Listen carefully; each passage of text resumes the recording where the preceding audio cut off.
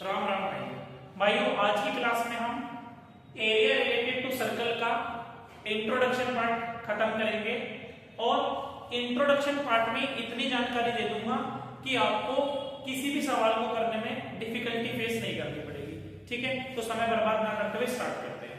देखो, area related to circle आपको नाम से क्लियर हो गया होगा कि सर्कल से रिलेटेड एरिया के बारे में इस चैप्टर में हमें पढ़ना है। तो सबसे पहले कुछ बेसिक देख लेते हैं सर्कल का। ठीक है, फिर चैप्टर के अंदर चलेंगे। देखो, आप सबको इतना तो पता होगा, मान लो ये सर्कल है और ये सर्कल का सेंटर है।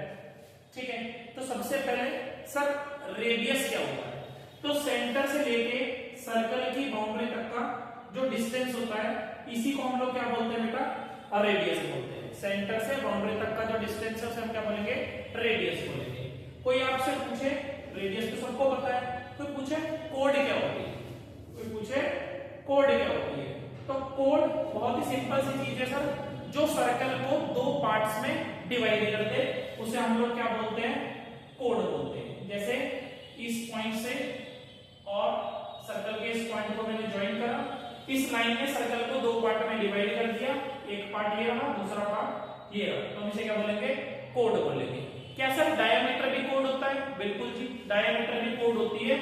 डायमीटर को लार्जेस्ट कोड कहा जाता है क्योंकि डायमीटर वो कोड है जो कि सेंटर से पास होगी। डायमीटर वो कोड है जो कि सेंटर से पास होगी और सर्कल को दो बराबर हिस्सों में डिवाइड कर देगी। तो रेडियस पता चल गया, कोड पता चल गया, डायमीटर भी आपको पता चल गया।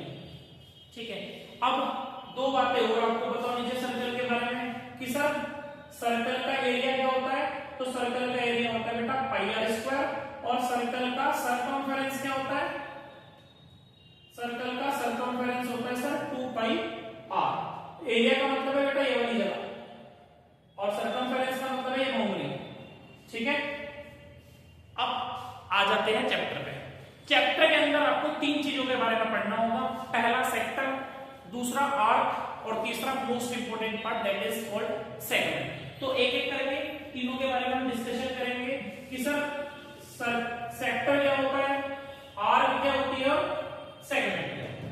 सबसे पहले स्टार्ट करेंगे बेटा सेक्टर से। सबसे पहले स्टार्ट करेंगे सेक्टर से, फिगर से सारी चीजें समझते हैं।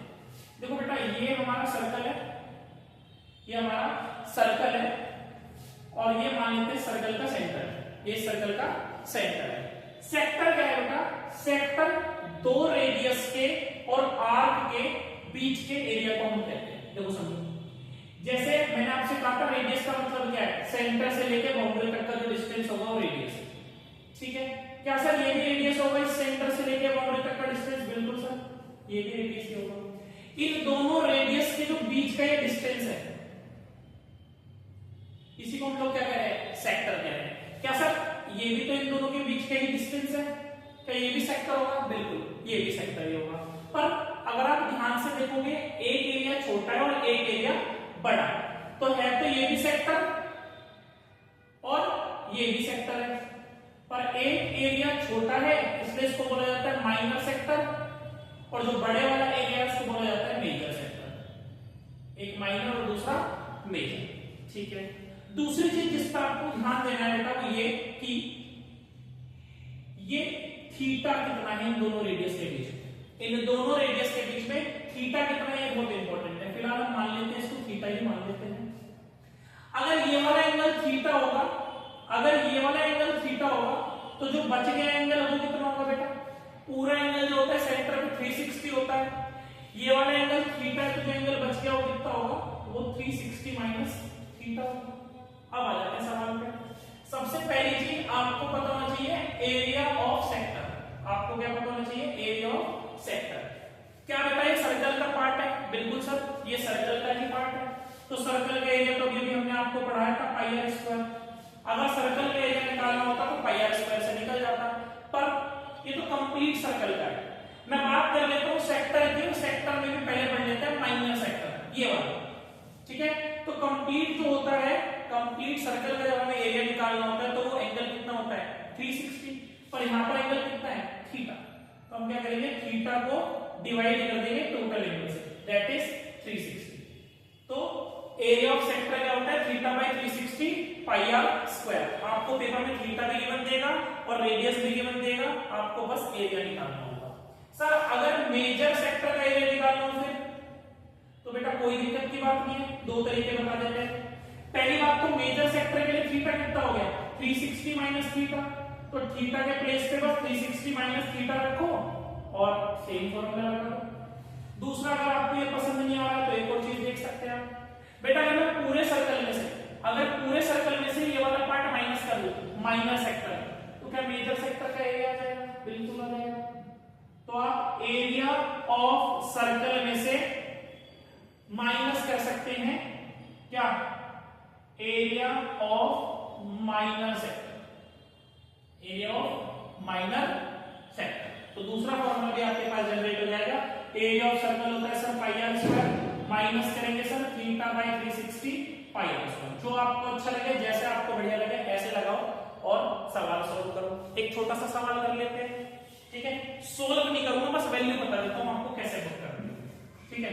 सोल्व तो आप लोग कर लोगे, मुझे पता है तुम्हारी गणित बहुत खतरनाक है, ठीक? देखो मान लेते हैं कि हमें एक सर्कल गिवन है और सर्कल का रेडियस गिवन है कितना 7 सेंटीमीटर। मान लेते हैं सर्कल का रेडियस कितना गिवन है 7 सेंटीमीटर गिवन है, और जो ये सेंटर पे जो थीटा बन रहा है ये मान लेते हैं सर 60 डिग्री गिवन है। तो आपको बोल रहा है कि क्या निकालो एरिया ऑफ सेक्टर निकालो। आप कहोगे सर हमें पता है theta by 360 pi r square है, थीटा की जगह पे 60 रखना है बाई 360, पाई की वैल्यू 22/7, रेडियस की वैल्यू 7 कट गया सर, ये भी कट गया 6 बारी में, 22/7/6 कर लेना और आपके पास आंसर आ जाएगा, ठीक है? कोई दिक्कत समस्या हो तो आप कृपया करके कमेंट जरूर करें। सेक्टर को सर हमने उड़ा दिया, अब दूसरी चीज आती है सर आर्क। सेक्टर को उड़ा दिया सर और आसानी से समझ में भी आ गया, कोई दिक्कत समस्या नहीं हुई। अब दूसरी चीज आती है सर आर्क, बहुत आसान है, कोई दिक्कत की बात नहीं आर्क में भी। आर्क होता क्या पहले ये समझ लो। जैसे सेक्टर के लिए सर्कल के एरिया की जरूरत पड़ रही थी, ऐसी आर्क के लिए सर्कल के सर्कमफेरेंस की जरूरत पड़ेगी। क्यों? क्योंकि सेक्टर तो ये वाली जगह थी, आर्क इसको बोलते हैं बेटा, आर्क इसको बोलते हैं। तो ये पूरा तो सर्कमफेरेंस होता है, ये पूरा तो क्या होता है सर्कमफेरेंस होता है। तो फिर आर्क क्या है? मैं बोल रहा हूं इस वाली चीज को हम लोग क्या बोल रहे हैं आर्क बोल रहे हैं, ठीक है? मतलब जो सर्कमफेरेंस था ना, सर्कमफेरेंस जो बाउंड्री थी, रेडियस ने उस बाउंड्री को भी दो पार्ट्स में डिवाइड कर दिया, एक ये छोटे वाली और एक ये बड़े वाली। छोटे वाली बाउंड्री को क्या बोलेंगे? जो छोटे वाली बाउंड्री है इसको बोलेंगे माइनर आर्क, इसको बोलेंगे माइनर आर्क। और ये जो बड़े वाली है, इसके अलावा जो बच गई है बड़े वाली बाउंड्री, इसको बोलेंगे मेजर आर्क, इसको बोलेंगे मेजर आर्क। अब आपसे कहेगा इसका क्या बताओ, लेंथ बताओ माइनर आर्क की और मेजर आर्क की। तो ये लेंथ बतानी है, अब हम आर्क पढ़ रहे हैं बेटा आर्क, ठीक है? अब आपसे कहेगा माइनर आर्क और मेजर आर्क की लेंथ बताओ, कोई दिक्कत नहीं है, बहुत आसान है। मैंने क्या कहा सेक्टर को निकालने के लिए एरिया की जरूरत पड़ रही थी सर्कल के, आर्क को निकालने के लिए सर्कमफेरेंस की जरूरत पड़ेगी। तो सर्कमफेरेंस का फॉर्मूला आपको पता ही है 2 पाई आर। आगे की कहानी बिल्कुल सेम है, यहां पर जो भी थीटा दिया होगा उसको किससे डिवाइड कर देंगे 360 से। सर अगर मेजर आर्क निकालने के लिए बोल दे तो इसमें कोई बड़ी बात है? कोई भी बड़ी बात नहीं है।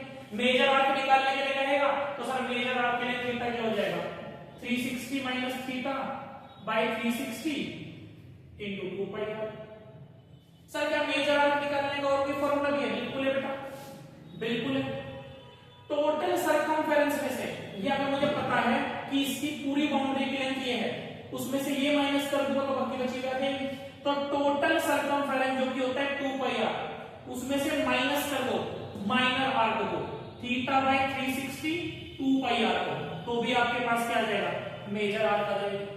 कोई दिक्कत समस्या हो तो बताओ वरना आगे चलते हैं। क्लियर है? बहुत बढ़िया। चलो अब नेक्स्ट आता है बेटा सेगमेंट, जो कि बच्चों के तोते उड़ाता है और जो कि एग्जामिनर जरूर देता है, ठीक है? सेगमेंट आपको थोड़ा सा परेशान कर सकते हैं, कोई दिक्कत नहीं है, हम आपको बताएंगे, परेशानी खत्म होगी बेटा। सबसे पहले सर सेगमेंट बता दो होती क्या है। हमने आपको कोड बताया, कोड CHORD वाले कोड की बात कर रहा हूं मैं, CODE कोड की बात कर रहा हूं। तो कोड क्या है हमने पढ़ा था। कोड क्या करेगी सर, सर्कल को दो पार्ट में डिवाइड कर देगी, सर्कल को दो पार्ट में डिवाइड कर देगी। एक पार्ट छोटा है और एक पार्ट बड़ा दिख रहा है सर। इसी को क्या बोलते हैं, सबसे पहली बात तो जो दो पार्ट्स में डिवाइड करा इसी को सेगमेंट कहा जाता है, इसी को सेगमेंट कहा जाता है। जो छोटे वाला हिस्सा है इसको माइनर सेगमेंट कह देंगे, और जो ये बचा हुआ है भैया ये मेजर सेगमेंट है, जो बचा हुआ है ये मेजर सेगमेंट है। तुमको भी सर जी इसका एरिया कैसे निकालेंगे, हमको तो कोई फिगर बनती हुई दिखाई दे नहीं रही है, तो हम आपको बताते हैं इसका एरिया कैसे निकालेंगे। देखो ये सर्कल है तो इसका कोई सेंटर जरूर होगा, सेंटर से आप सबसे पहले रेडियस ड्रॉ कर लेना, ताकि हमें जो चीज निकालनी है हम उसको अप्रोच कर सकें। अब देखो बेटा मुझे ये वाला एरिया निकालना है, मुझे ये वाला एरिया निकालना है। देखो कितना सिंपल है, ये जो पूरा बना हुआ है पूरा, ये पूरा क्या है, पूरा सेक्टर है सर, पूरा क्या है सेक्टर। और मुझे बस नीचे वाला पार्ट चाहिए। इस सेक्टर को दो पार्ट में डिवाइड कर दिया हमने। सर ऊपर एक ट्रायंगल दिख रहा है मुझे, अगर मैं सेक्टर में से ट्रायंगल को माइनस कर दूं तो नीचे वाला पार्ट ही तो बचेगा। इसीलिए आपको किताब में फॉर्मूला मिलेगा सेगमेंट निकालने का, एरिया ऑफ सेक्टर में से माइनस कर देना बेटा एरिया ऑफ ट्रायंगल। ठीक है, ये थीटा आपको गिवन मिलने वाला है, ये थीटा आपको गिवन मिलने वाला है। ठीक है, तो अभी मैंने कौन सा निकाला है एरिया, माइनर सेगमेंट का एरिया। ये एरिया किसका है, माइनर सेगमेंट का। एरिया ऑफ सेक्टर कौन सा, वो भी माइनर सेक्टर लेना है और उसमें से ट्रायंगल का एरिया माइनस कर देना है। अब आगे की कहानी समझो क्योंकि यही जबरदस्त है। एरिया ऑफ माइनर सेक्टर को हमने पढ़ा दिया आपको, theta by 360 pi r square. इसमें से ट्रायंगल का एरिया माइनस करना है बेटा, बहुत इंपॉर्टेंट है, स्टार बना लेना इस एरिया के area of triangle. Area of triangle एक ऐसी चीज है जो कि आपको पेपर में परेशान कर सकती है। ठीक है, तो मेरी बात को बहुत अच्छे से सुनना, बिल्कुल बढ़िया तरीके से। एरिया ऑफ ट्रायंगल का फॉर्मूला मैं जानता हूं कि आप लोग भी जानते हो, half into base into height लगाना है, half into base into height लगाना है। पर आप मेरी बात को बहुत ध्यान से सुनना, ठीक है। मैं आगे की कहानी को भी यहीं पे रोक देता हूं कि यहां क्या पुट करना है। एरिया ऑफ ट्रायंगल हम आपको बता रहे हैं, एज पर द कंडीशन आप क्या लगाओगे। देखो तीन बातें याद रखना बेटा मेरी। अगर जो ट्रायंगल है, जो ट्रायंगल है उसका एरिया आपको निकालना पड़ेगा। तो एरिया ऑफ ट्रायंगल के लिए अगर थीटा 90 डिग्री है, अगर थीटा 90 डिग्री है तो आप बिल्कुल खुश होकर लगाना half into base into height. आप बिल्कुल खुश होकर लगाना half into base into height. और अगर ये वाला थीटा 90 डिग्री होगा तो आपका बेस और हाइट ये बनने वाला है। इसलिए आप देखोगे कोई आपको डायरेक्ट बताएगा कि बेटा बेस और हाइट दोनों ही रेडियस होगा, तो आप half into r square, radius का स्क्वायर भी लगा सकते हैं अगर थीटा 90 डिग्री। तो इसकी जगह पर आप एरिया ऑफ ट्रायंगल की जगह पे ये पुट कर देंगे। ठीक है, ये तो बेटा पहली कंडीशन। कंडीशन नंबर 2, अगर थीटा 60 डिग्री है, अगर थीटा 60 डिग्री है, आंख बंद करके मेरे पे विश्वास कर लो, अगर थीटा 60 डिग्री होगा तो आपका जो अंदर ट्रायंगल बन रहा होगा वो इक्विलेटरल ट्रायंगल बन रहा होगा, वो इक्विलेटरल ट्रायंगल बन रहा होगा।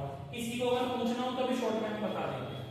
इक्विलेटरल ट्रायंगल का एरिया याद रखना √3/4 a square, where a is the side और यहां पर जो साइड होगी वो क्या होगा, उसका रेडियस होगा।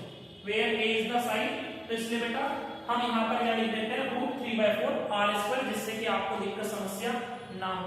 r का मतलब तो पता ही है रेडियस। एक बार देख लेते हैं सर थीटा 60 डिग्री है तो ये इक्विलेटरल ट्रायंगल क्यों बन रहा है। देखो बेटा समझो, सबसे पहली बात, अगर ये ट्रायंगल है, ये दोनों तो हमेशा बराबर ही रहने वाले हैं। इसका मतलब ये आ रहा है तो ये भी आ रहा है। हमने एक ट्रायंगल की प्रॉपर्टी पढ़ी है, अगर साइड्स इक्वल होती है तो बेटा उसके अपोजिट एंगल्स भी कैसे होते हैं, इक्वल हो जाते हैं सर। उसके अपोजिट एंगल भी कैसे होते हैं, इक्वल हो जाते हैं। अब बेटा कोई बोल रहा है ये वाला तो 60 है, ट्रायंगल के तीनों एंगल का सम कितना होगा 180।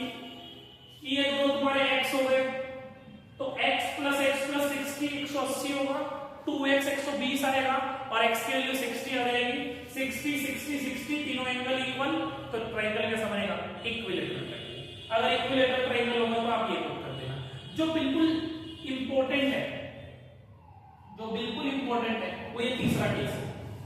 तुम्हें पेपर में थीटा 120 डिग्री देके बहुत परेशान करता है। पेपर में थीटा 120 डिग्री देके बहुत ज्यादा परेशान करता है। मैं तोड़ लेके आया हूं, याद रखना, ठीक है? तो ये दोनों बातें तो आप मेरी याद रखना। अगर 90 डिग्री होगा तो half into base into height लगा लेना, 60 होगा तो एरिया ऑफ इक्विलैटरल ट्रायंगल लगा लेना। इसके अलावा कोई और थीटा मिलता है तो आप ये लगाएंगे जो हम आपको बता रहे हैं। आप क्या लगाओगे बेटा? एरिया कैसे निकालोगे? R square sine theta by 2 और cos theta by 2। R square sine theta by 2 cos theta by 2। ये मैंने एग्जांपल दिया है कि थीटा 120 डिग्री हो। आपके पास कोई भी आपको थीटा मिल रहा है, आप कृपया करके इसका इस्तेमाल करिए, आपको पेपर में कोई दिक्कत समस्या नहीं होने वाली है, ठीक है?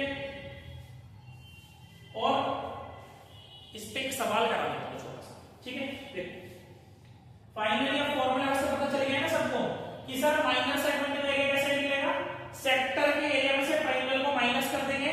मान लेते हैं कि फिलहाल अगर ट्रायंगल कैसा है, राइट एंगल ट्रायंगल है, तो half into base into height लगाऊंगा ट्रायंगल का एरिया और theta by 360 pi r square sector का एरिया, ठीक है? एक सवाल करते हैं छोटा सा इस पे।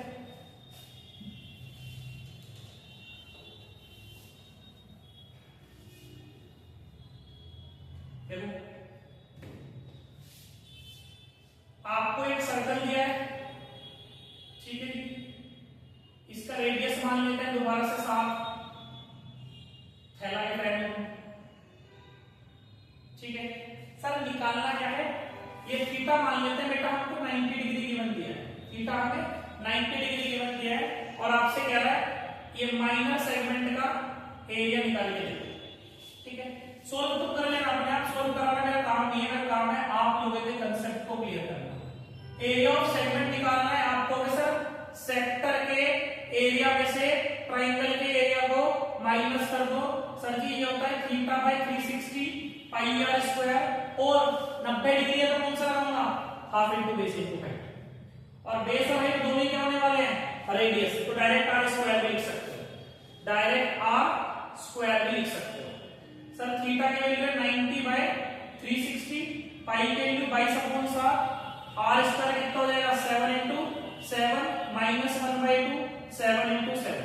आपकी इच्छा हो 7 इंटू 7 को कॉमन ले लेना और किसी का मना लिया हम तो काटेंगे तो काट लो, 7 से 7 को काट देना, 90 से 360 जाएगा, 4 बारी में 2 2 जा और 2 11 जा, 11 7 जा 77/2 माइनस 7 7 जा 49/2।